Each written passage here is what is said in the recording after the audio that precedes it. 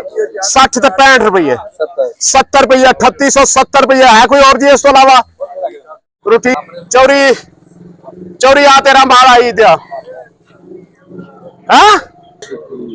बोलो जी बार routine payment बोलो जी लाले यूनिवर्सल माल है जी बोलो जी 2100 रुपया जी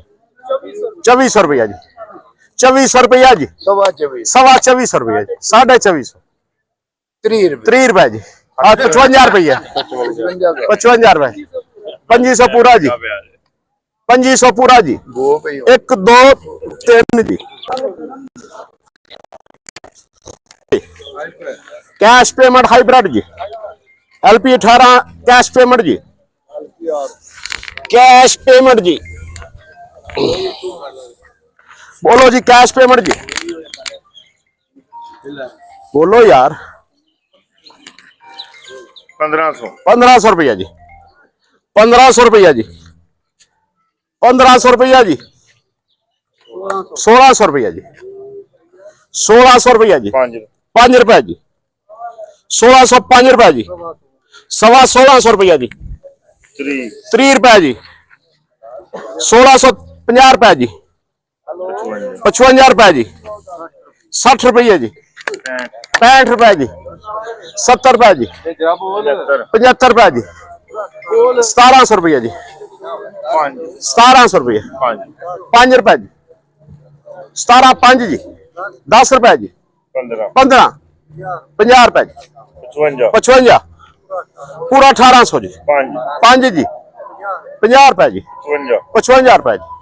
60 रुपया जी 1900 रुपया 19.25 चलो 1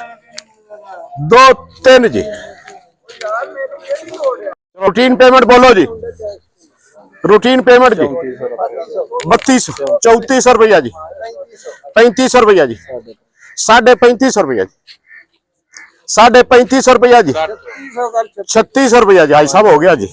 3600 5 रुपया जी 3650 जी 55 रुपया जी 3700 रुपया 5 रुपया जी 10 रुपये जी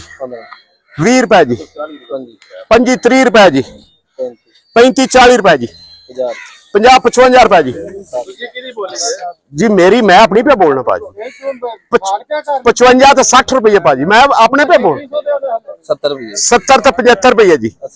80 तो 85 रुपया जी 90 तो 95 रुपया जी जी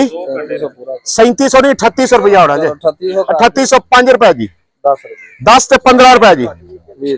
20 तो 25 रुपया जी 30 तो 35 रुपया जी